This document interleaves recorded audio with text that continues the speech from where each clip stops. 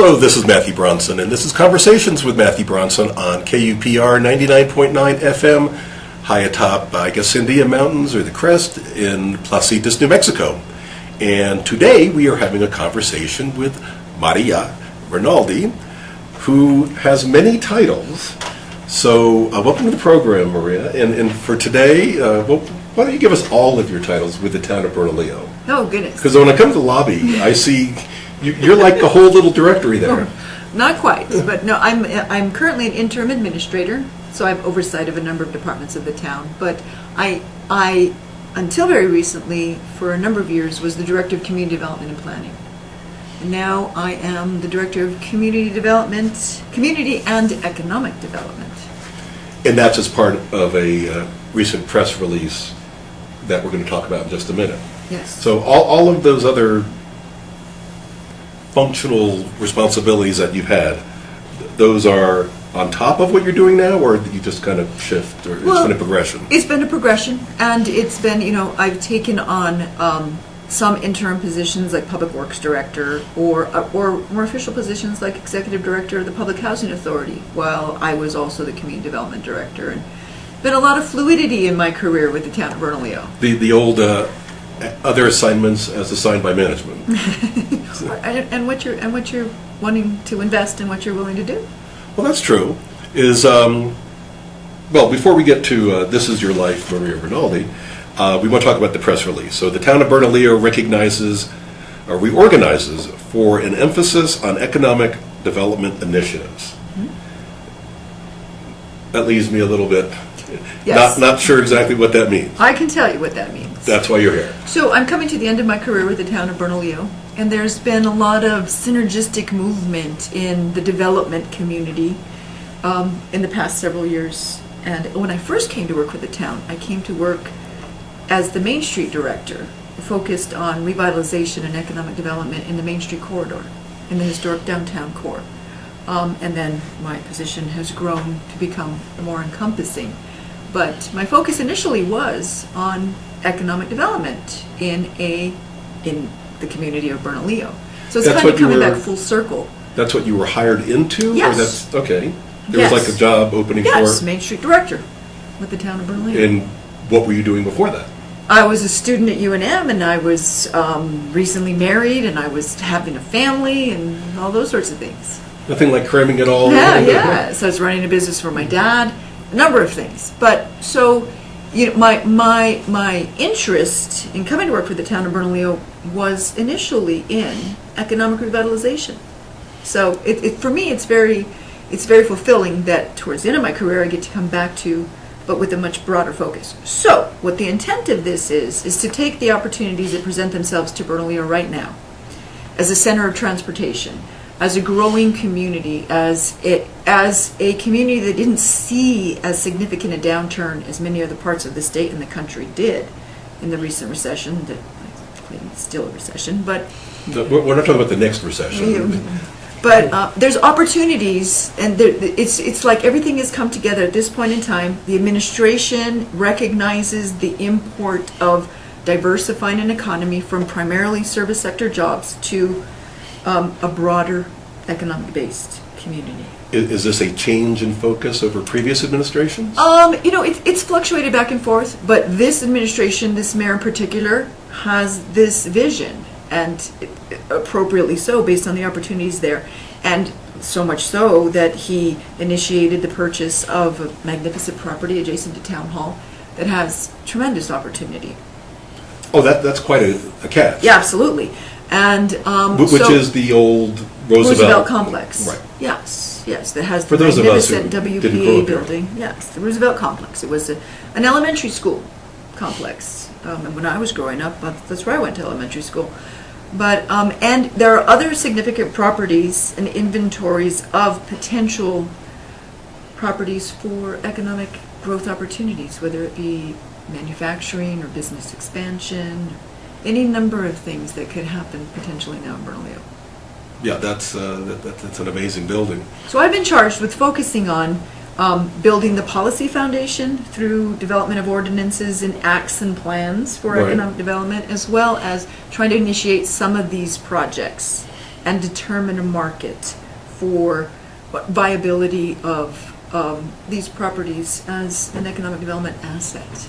Does your plan have to go through town council? Oh goodness! I mean, this basically started as a conversation between myself and the mayor, and ongoing conversations through his administration about this need to focus on business development and retention and taking advantage of the opportunities that are presented to us in our place in the marketplace.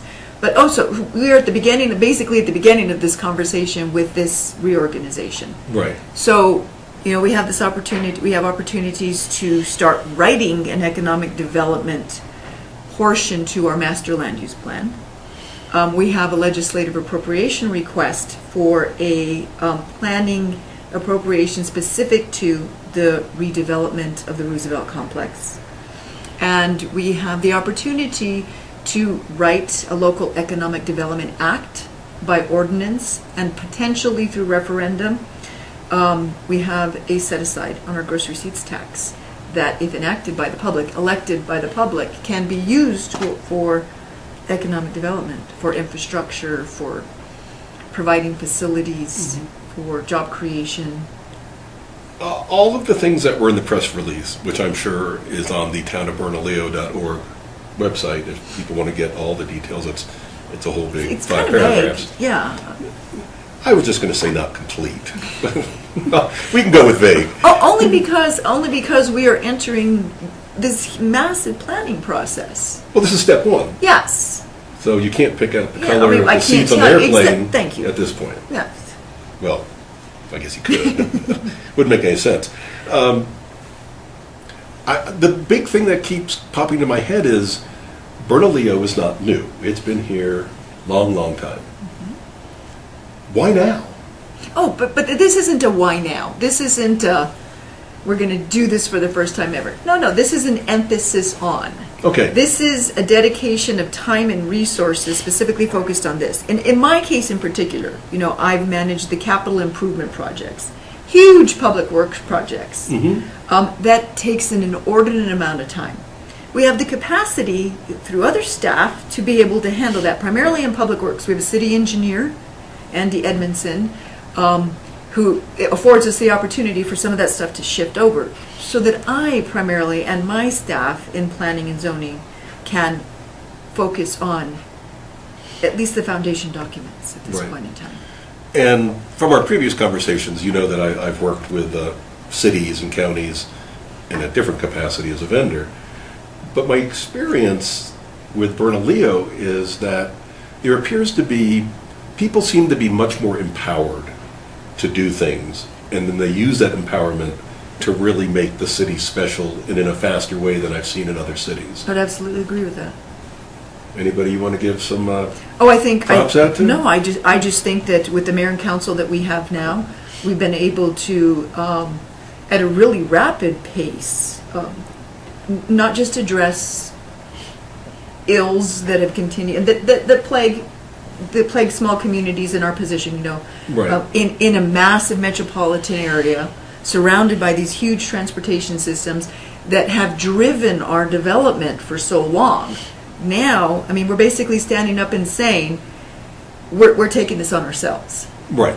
So, and absolutely, I think that is a really strong dynamic, is that we are self-empowering.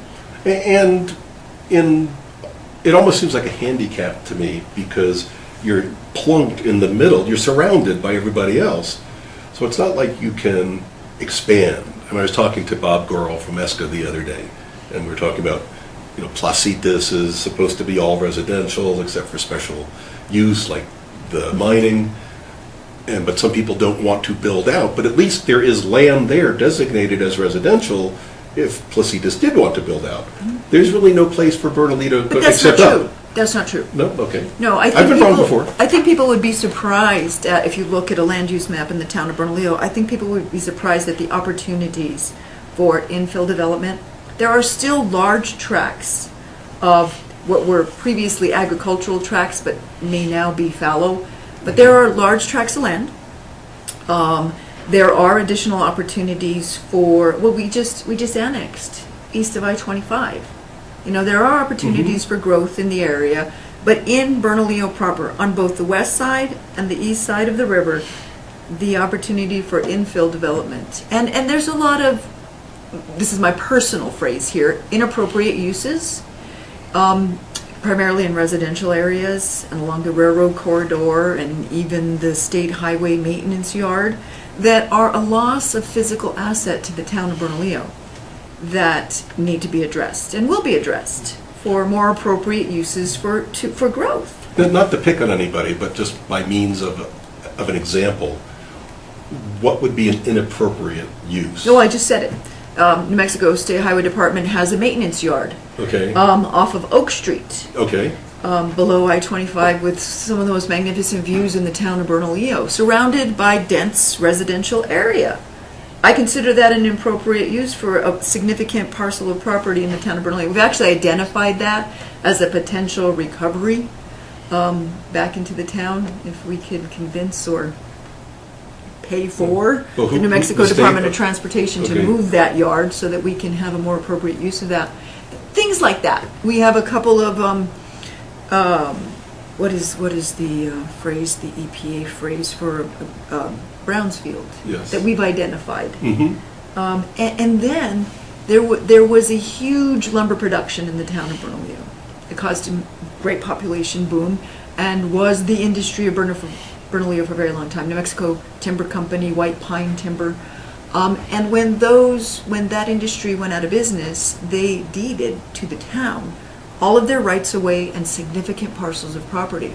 So we have all these little pieces of property scattered here and out, and this mayor in particular has had an interest in evaluating that as a resource for the town. So that you've annexed two parcels, somewhat large. Yes. Just because you wanted to annex them, or because you have they're earmarked for a particular project? Well, the final land use portion of that is not yet identified. The significant part that's happening for us now is that East Skafka is building a drainage facility, a flood control facility, basically, right, up there that benefits the town of Bernalillo just beyond measure. So, and then the ability, with potential access off of the freeway and the location of that, we're only limited by our imagination and what the market will support. There's not going to be like a Gracie mansion in I'm pretty sure we can rule that out. Okay. For those who don't know, that's where the mayor of New York lives. But when Mayor Bloomberg was mayor, he did not live in Gracie mansion because he was a multi-billionaire. He said, "My house is far nicer than Gracie mansion, and I'm going to live there." So I'm sure Mr. Mayor Torres feels the same way. Mr. Mayor is very happy where he lives. I'm sure he and his family have been there for a while. He lives in a really nice part of town. All right, so we were talking about the projects that are going on, that the company's going to build a land reclamation, or the flooding, they're going to take care of all that. Are there other... They're going to contribute to the control of flooding from the arroyos above I-25. Is that almost a way of saying that they're going to agree to not fight it? I don't quite understand that. Well, sometimes big businesses don't necessarily want to get involved because they think that it is going to impede the business that they're in. Well, no. I think that I'm sure they saw the benefit of offering this public facility to the Flood Control Authority in their efforts for annexation. But no, it's genuinely of significant benefit. Super. It's always nice when people play together nicely. Yes. Is there any city of the town or business of the town that interacts with any of the pueblos, since they're kind of, Santa Ana's right on the border? And one of the reasons why we're focusing not just on the town of Bernalillo's economic vitality, but the region as a whole. We see ourselves as a significant partner in that. And we are collaborating with agencies like Sandoval County Economic Alliance, Sandoval County in their business development and retention efforts, and And of course, I mean, the economies of the pueblos and how they impact us are incredibly important. So it's all about relationship building.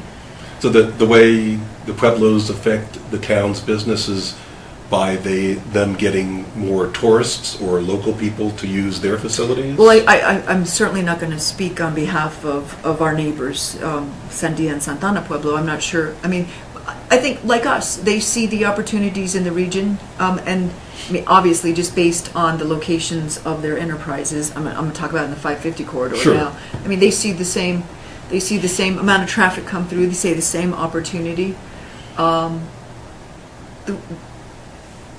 So, I mean, that's about as much as I can say. So we're both fishing from the same pond. Well, that's the thing. Yes, I mean, I can give you a very good story about a gentleman who does development in and around the area coming to me a couple of years ago with a very excited about an economic development opportunity within the town of Bernalillo, and it was another gas station. You know, there's a certain size of pie, and there's a number of ways you can cut it. And the smaller those slices get, you know, it's the same size pie. Doesn't seem to work with Starbucks, though. Actually, that's a good. They're everywhere. They're everywhere, and they're just right on top Like of each sometimes other. on each corner. Yeah. And they're all busy. That's a model that's beyond my So comprehension. There's always an exception. Is there a project, you said as you're coming to the end of your career, I assume that now you're almost old enough to vote, that it's not like you're leaving the city, it's time. Yeah, absolutely. I mean, so are you going to see all of this through? Do you have a I'm not timeline? sure. It depends on, I mean, this is the first step. We'll see. Okay. I certainly have a timeline for the next year. So we shouldn't reserve a banquet room yet. No. No, too early for that. It's coming, though. Okay. No, and I don't mind saying that. I mean, I've been maybe the person that sucks the oxygen out of the room for so long. It's time to. Do you have any heir apparent? The staff at the town of Bernalillo. There's a lot of capacity and capability there. But sometimes I would think people, having worked with you and for you for so long, and see the, how productive and successful you've been, would go, I don't want to follow in Maria's footsteps. She's too good. No, I think you might probably give me a little too much credit there. Maybe a little, but we know you're good at your job. And oh my goodness, and I've loved at the time that it's been a tremendous opportunity. Who gets to do what I've been able to do in the community where they're born and raised? Yeah, I like to think that I could have worked maybe in Flint, Michigan. Goodness. I almost went to school there. You know, and that I would have been as diligent as I am in my position with the town of Bernalillo. But there is just something incredibly special about doing this in the place that produced you. Right. You know? Although, have we covered the Yes, the I know it's still vague, but okay. But next conversation I might have a little more meat with that. Okay. Or maybe the mayor will. Yes. He's not short on letting us know, which is great.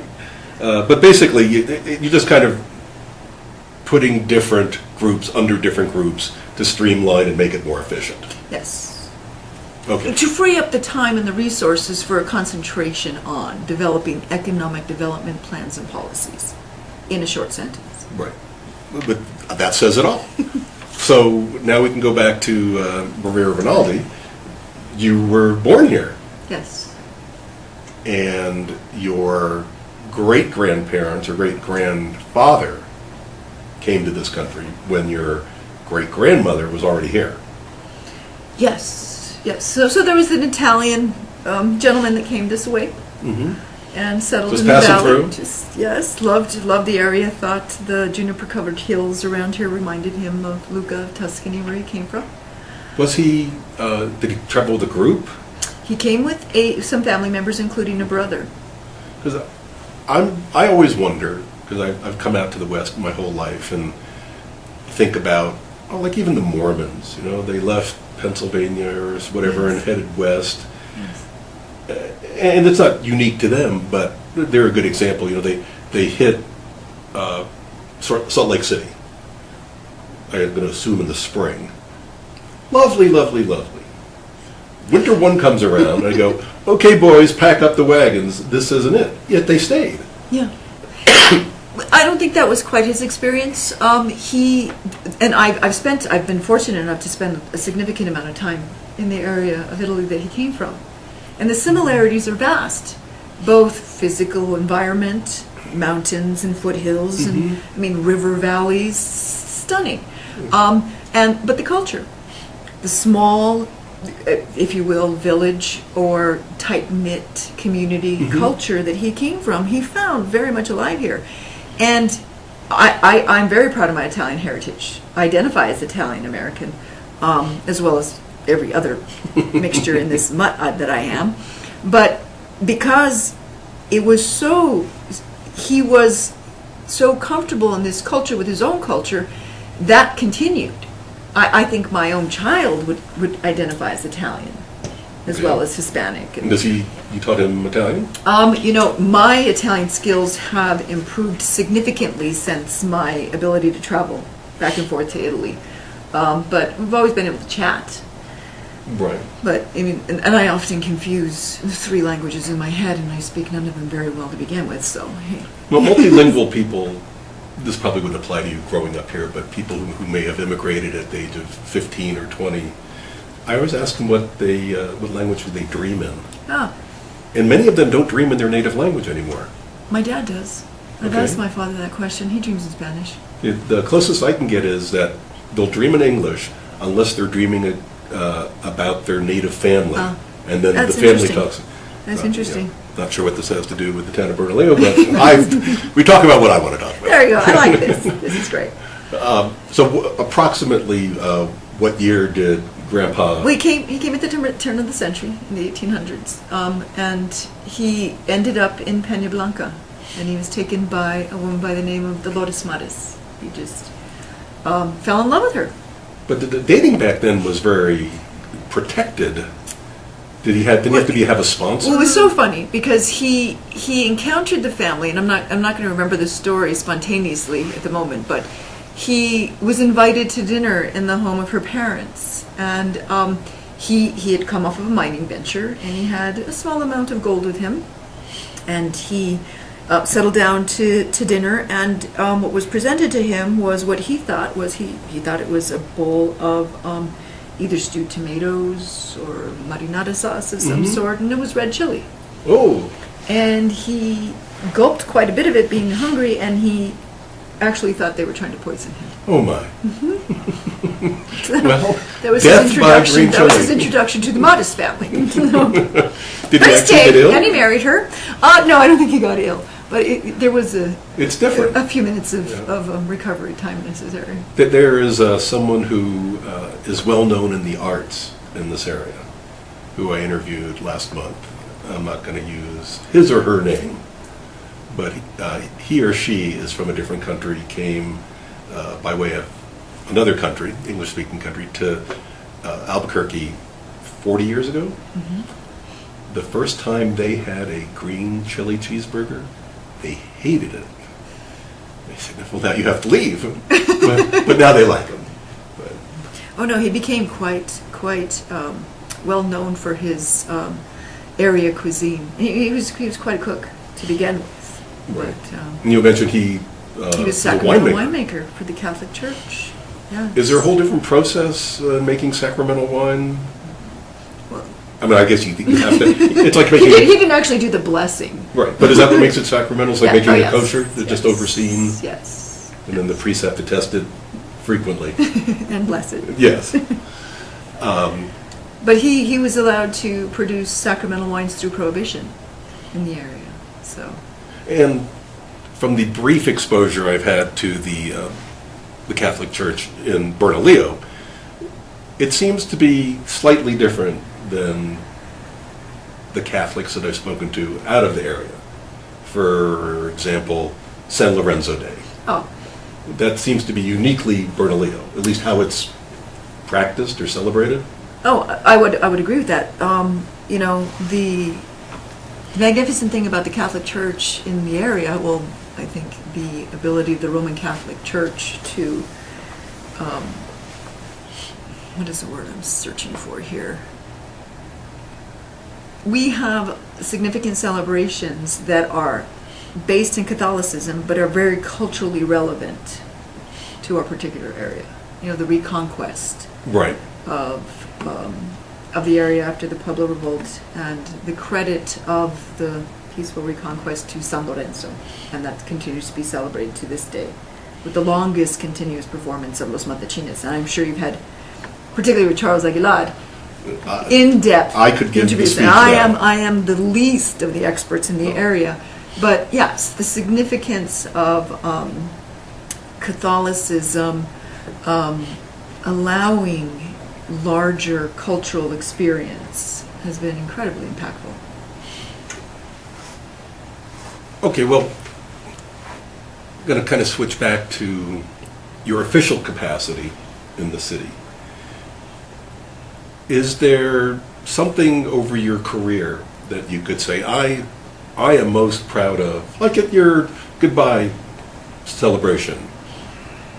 What are they going to rattle off that Maria did this, or Maria? You know, the things that I'm most proud of. I'm not sure what the community might consider my greatest contributions, but the things that I'm most proud of, there are two that immediately come to mind. I created a youth conservation corps in the town of Bernalillo, Okay. and we taught the skills of restoration and reconstruction and new construction of earthen architecture, adobe.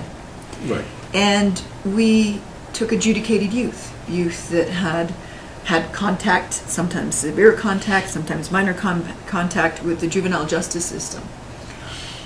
Predominantly high school dropouts. And we trained them in these skills, and we restored remarkable properties. And gave them a skill and a sense of purpose, and Absolutely. every time they go by. I think I remember saying one time when I was talking about, we received the Heritage Preservation Award for the Sena Barn, which was to have become the New Mexico Wine Museum, a Terron barn at Loretto Park, that beautiful property we have in the town yes. of Bernalillo. And I remember when we were awarded that, my thought was, these buildings are beautiful and they will serve a purpose. But in this point, in this time, the buildings needed these kids, and these kids needed these buildings. Sure. So it worked out perfectly. Is there something that you still have on your city bucket list that you want to get done? My city bucket list. And excuse me, I get very emotional about that project. Well, it impacted a lot of people's lives. It did. Is it continuing? Well, in a residual sort of way, the legacy of the buildings is still there, and a lot of our youth that came through our programs. My mother was our volunteer GED teacher. She's a retired educator in the community, and we graduated 22 youth who might not ever otherwise have received a high school diploma. Yeah. That's huge. Yes, it's huge. Just off the top of my head, I can think of kids that came to my program that are now firemen with the town of Bernalillo, utility workers, or just work in the construction fields in and around Bernalillo and have very successful lives. So you gave them quite a gift. And they gave us Yeah. what we got in return. Super. Well, that's certainly something to remember. So that, and I was charged with taking over the Public Housing Authority in 2000, I believe it was, or right around there. We were on the verge of losing it. HUD was coming in, Sure. deemed it troubled, and basically it was going to go away. And that would have been a horrible loss to our community. Certainly. The population that it served, and the loss of future potential with all of the programs in public housing in Section 8 and such. And I and my staff took it from a troubled status to a high performer in the period of 2 years. Very proud of that. That leads me to what I think is an interesting question, because trying to learn about you for today and having worked with you for the last year, ever since our first meeting with Joan Fennick when we talked about KUPR is coming on there, who should we talk to? You born here, went to UNM, ready to graduate, you come work for the town. What was your first job? My first job was the New Mexico Wine Festival. Okay. So were you in like a public relations media course of study? No, I was studying immunopharmacology at the University of I can Mexico. see That the was my transition. intent. Oh yes, can't you though? But I intended to come work for the town of Bernalillo, I think for a 6-month period. And then the Right. Main Street director left, and I was asked if I had any interest in that. And then Main Street grew into community development, and community development grew into community development and planning, and it was this remarkable transition. So it sounds like you didn't actually change jobs. The job kind of just grew and morphed. Yes. Yes. Okay.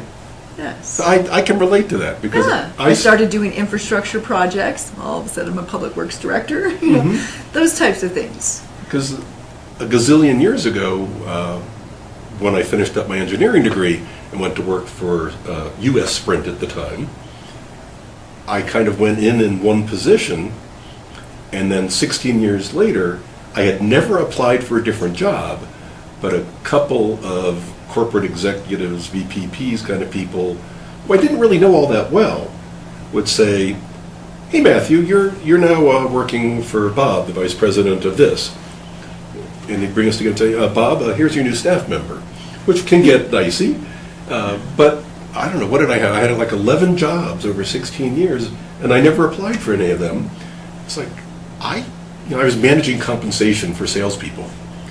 I don't have any skill in that. Why do you want me to do that? And I just assumed, just let it go.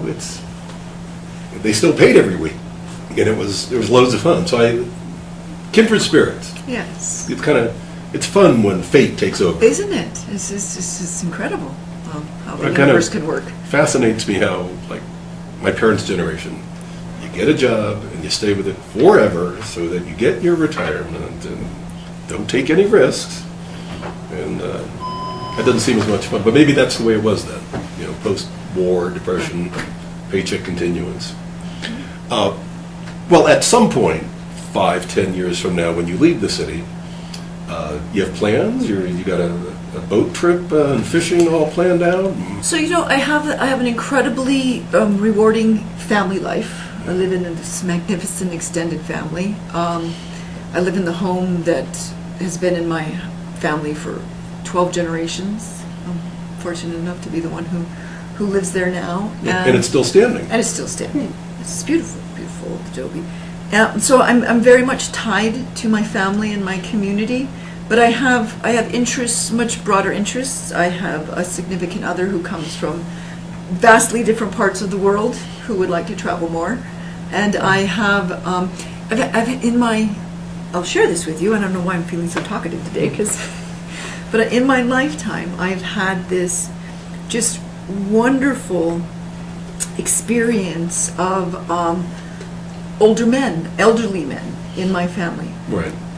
Of special relationships, in particular with the matriarch of the family.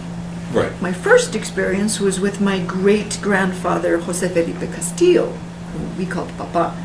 And he was my world, my sunshine, my everything.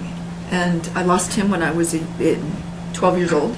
Little girls seem to love Grandpa. There's just something about that image. And this was, when I was small, my grandfather was just larger than life. He was the true matriarch of the family, and my father adored him. He raised my father, basically, and he was the head of our family compound. I grew up in a very similar situation to what I still live in. And I had these magnificent relationships with the heads of our house, of our family. Right. Most recently, Justin Rinaldi, my great uncle, and I have an uncle in Italy, Marcello, who is 86 years old, and when I'm there and staying with him and his daughter, we wander the hills of Tuscany all over Sounds Padmata horrible. and Tramonte and Picking fresh basil. This man just walks. It's incredible. He's 86 years old and he'll walk 8 to 12 kilometers a day. It's an incredible thing. And he's the one that I have now. And he's 86 years old. Right. I need to spend some time with this Sure. person, significant amount of time. And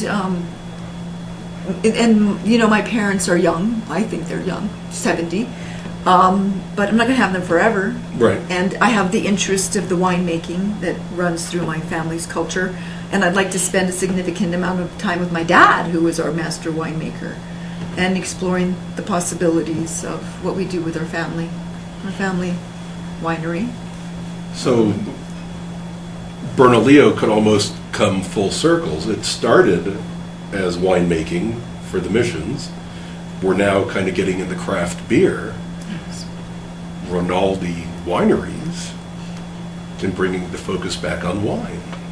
Well, for personally, yes. I mean, I'm not sure how that will play out in the larger marketplace, but you know, it's significant to me. Right. And I've always been, you know, I had the opportunity to promote the wine industry for all those years with the New Mexico Wine Festival, and I don't think people realized how personal an interest that was for me because of the significance to my family and that continuance of the winemaking tradition. But that's important to me, and I've never really had the opportunity to fully explore that. And frankly, to be retired at my age gives me a tremendous opportunity. Certainly. And what a romantic way to spend the rest of my life. Exactly. Or the next part of your life. The next part of my life. It because you are so deeply rooted in the wine industry, transitioning from the wine festival to the beer fest, was that bittersweet in any way? Or? You know, I have to admit that when we made the decision, and I was fully part of that decision, when we made the decision to end our relationship with the New Mexico wine growers, it was personally hard, frankly. Right. It really was. We couldn't do both? Not at that point in time. Okay. Not at that point in time. And then we had the opportunity, and you know how popular the craft brewery industry is. Oh, yes. I mean, it's just exploding. So we had the opportunity to form the partnership that we did, and it's incredibly interesting, and in so many ways very similar. Yeah, it's not Miller Lite and Budweiser anymore. Oh, absolutely not. But the one thing that was different. Not there's was, anything wrong with No, that. absolutely no, nothing whatsoever. But the one interesting difference that I did see was that, you know, when the New Mexico wine industry was recreating itself in the late 80s, early 90s, it was very difficult to draw a public crowd to a wine festival and a celebration of wine. The New Mexico wine industry, what? Yeah. But with the beer, it's like people are all over that. Oh yeah, absolutely. And The crowds turned out. yes, yeah. Although, I mean, strange things happened. Well, why does Jamaica have a bobsled team? Who are pretty good. I love that example. I mean, so who knows? It's just Yeah. the world is ever changing. Now, not being a publicly elected official, you may not get in front of the public as much as the people who are campaigning. Do you find after 20 plus years, people know you? Oh, I love that. I love that people feel they can come up to me in the supermarket or on the street or when I'm walking my dog or in the post office and tell me what their experiences are and what they need assistance with, or just to comment in general on the direction of the town or something they noticed. I truly enjoy that. I like that. I like that accessibility to the public. And I like to feel that the public feels they have accessibility to me. So you are you a known person because you've been here since birth, or because of the role in the city that you get out and? I think both. So you do have I think both. But I actively seek that contact. Okay. Yeah. Yeah, because the last town that we lived in, we were relatively active in the local government, in the Main Street organization. And there, I don't know if each town or city is set up the same, but there were the elected officials, city council, mayor, and then there was the attorney for the city, and then there was the city manager. They kind of ran the city and helped city council do what the non-elected people, I guess, didn't know how to do, or because there's like the city manager was his full-time job doing that. Sometimes city council is not a full-time job; they have other careers. Is it that way in Bernalillo at all, or is everybody all kind of working together? You know, I think, particularly in this administration and administrations in the past, I mean, I've worked for a number of them now, you know, in a community like Bernalillo, where people know, it's changing a little bit now, but I think we absorb people rather quickly and they become part of our community very quickly, so everybody knows everybody. Right. And in Bernalillo, to be a successful elected official, you have to be accessible. So it's You have to be. not to diminish the position, but it's almost like high school student council. Everybody knows you. Yes, and there is an expectation of accessibility, an ability to speak to and interact with, and yes. The city manager of Chicago, I would not anticipate being able to go to City Hall and say, I want to talk to so-and-so. That, after they do a full body search, I still probably wouldn't have my appointment. So that makes it more fun.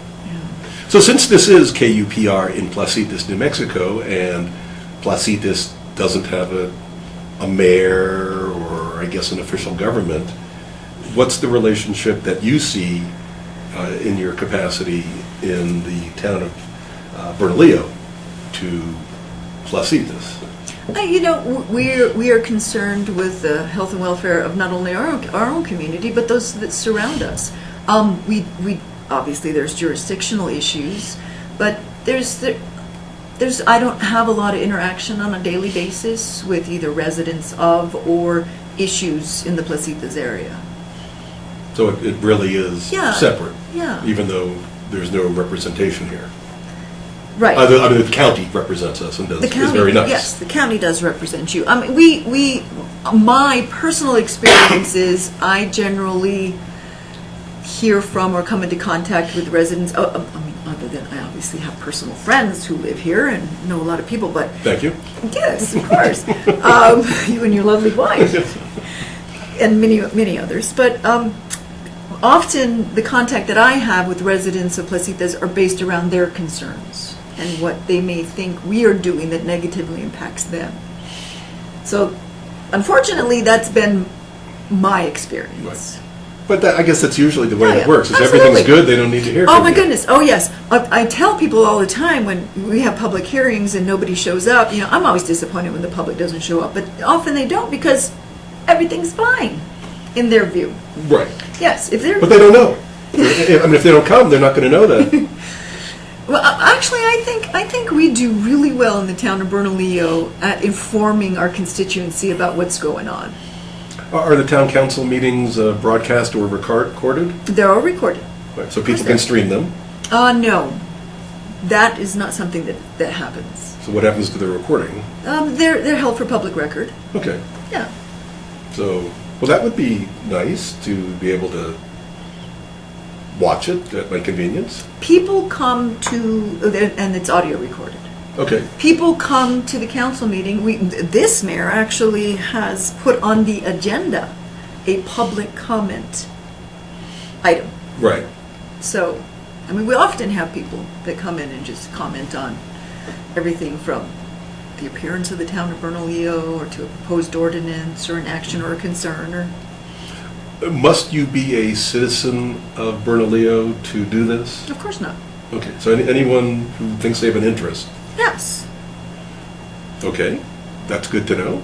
And how often are the town meetings held? They're held the second and fourth Monday of the month. In town hall? In town hall, in the council chambers at 6:30 p.m. And our town clerk, Ms. Ida Fierro, can always be contacted for requests for agendas or interest in having something placed on the agenda. It's very accessible. Another area that has been a topic of conversations here on Conversations with Matthew Bronson on KUPR 99.9 Placitas, with both the county representatives and the town representatives, is education. the Bob Girl from ESCA also has a lot to do at the state level for providing infrastructure. And he thinks that he's building really nice schools. My concern is, from hearing from the mayor and the local district one commissioner, is keeping students in school. Is that ever cross your desk? Oh, my goodness. One of the reasons for creating the Youth Conservation Corps was to deal with the dropout population within the community. So absolutely. I mean, how do you improve the quality of life of your community if there's a break in the education system? It's a basic question. And is that getting better? I believe that it is, and I think that because there is more involvement from the larger community in and comment on the education system locally, right, that has changed. So the graduation rate percentage-wise has gone up? You know, I don't know that. I don't know that. Because it seems to be set up differently than other parts of the country where I've lived, where the Department of Education is part of the county. Yeah. And here it's a whole separate Yes. dynasty or whatever. And to me that just seems functionally difficult to get things done. So I don't know, I mean, I keep asking Mayor Torres or Commissioner Dominguez, you have no authority to do anything with them, so how do we get the children to stay in school longer? Is it, you know, it all starts at home, so you've got to educate the parents. Well, if you don't have direct access to the parents, how do you do that? Well, this is a very faith-based or religious participating community, do it through the churches. You're absolutely right. It's all about building relationships and filling gaps as you see them. And what resources do you have to bring to the table to solve a problem? I mean, we look at areas like what can we do for after-school tutoring, right, in our recreational facility, in our library. What can we do to advance literacy in the community by greater accessibility to educational materials? What can we do when we see idle youth, and a big part of that, big symptom of that is dropping out of high school. I had several instances where we had difficulty. I'm just going to relate one story to you to this point. I had This is going to be like Jerry Springer here. I had a 14-year-old come apply to my program, Right. Youth Conservation Corps, and I self-identified as a dropout, and he met all the criteria of our criteria for inclusion in the program. And then I was informed that, you know, you may be contributing to delinquency by hiring this kid because he's supposed to be going to school. And my immediate response was, well, when they come looking for him, we will see what we can do so that he gets the education in the facility where he's supposed to be. But since he's not there, we're going to do what we have to do. At least you know where he is now. Yes, and he's getting an education. Yeah. I cannot imagine not having completed high school. No. I didn't love it, but I knew had to do it. But that was the expectation placed on you, that there was not a question. I mean, that was just the beginning of the expectations. You know, when you're dealing, I mean, there are certain segments of the population that have immediate needs to meet, right, like feeding their children and keeping the lights on. That all of their energy is expended upon that, and things loosen up on the edges, and the nature of kids being what kids are. You know, there's all sorts of room to maneuver outside of what we would have considered just known parental restrictions. Yes. And that's where the rest of the community steps in. Yeah, I mean, having a roof over your head and food to eat gives you a lot of opportunity to make other decisions. Yes. Right? And speaking of some of those other decisions, teenage pregnancy. Any idea how that's going? Well, shouldn't put it that way. Well, there's a significant downturn in teenage pregnancy in the state and overall. And what I see in the town of Bernalillo, I see a decline as well. The point that I want to make about teenage pregnancy in a community like mine and in a culture like mine is it's predominantly faith-based and Catholic. Yes. And so when I'm often offended when people talk about the issue of teenage pregnancy in the Hispanic community, or in New Mexico in general. Teenagers have sex. Yes. We all know that, regardless if you're Hispanic, if you're Anglo-American, if you're Native American. Teenagers touch. Hello. Yeah. Even the Amish from some of the programs I've heard that. There's just a more conscious decision to carry a pregnancy to term Yes. than in other cultures. So let's take that into consideration, first of all. Yeah, and that's going to be a hard nut to crack to change people's mind on that. Well, there has to be the family planning, and there's so many issues around that. But my point is that that statistic of pregnancy in a Hispanic culture is definitely skewed, because all cultures get pregnant. Yes. Hispanic girls have their babies Yes. far more frequently than. Yes. And I guess, I was going to say something about Hispanic or Latin American cultures. Catholic, or But from the places I've been, some young ladies have told me you're not really a woman until you've had a child, regardless of whether you have a and, there's so many father. dynamics. The need to be loved, have unconditional love. I mean, those types of things. There's so many things that play into that. Which makes it lack of family access, lack of contraception, lack of basic education on the biology of your own body. I mean, Right. So where do you begin? I mean, obviously education. personally, I believe in sex ed. So I went to Catholic school for a couple of years, St. Mary's Immaculate Conception in Albuquerque. We had sex ed.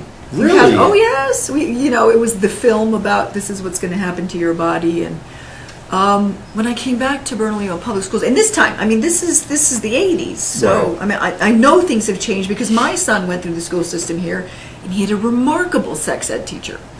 So I mean, all those things contribute to lowering that statistic. Well, that's huge. And the recognition that is equally a young man's problem or situation to deal with, the control of the biology, as it is a girl's. Oh, yes. Hey, hello. Yeah. Us. Well, on that note, Boy, we've been all over the place. we haven't we? have. We tend to do that, which is what makes this such a fun thing to do. Any parting words? This is fun. I enjoyed this. That's very what we'd much. like to hear. So this has been Conversations with Matthew Bronson, and today's conversation has been with Maria Rinaldi. Help me out, Maria. What's your current title? My current title is, I'm an interim administrator with the town of Bernalillo, and I am now the Director of Community and Economic Development. Coming off of a brief 22, 26 years with the city? I am in my 27th year. 27th year. But who's counting? Only I. So for next time, Conversation with Matthew Bronson, this is KUPR 99.9 FM, Las Citas, New Mexico.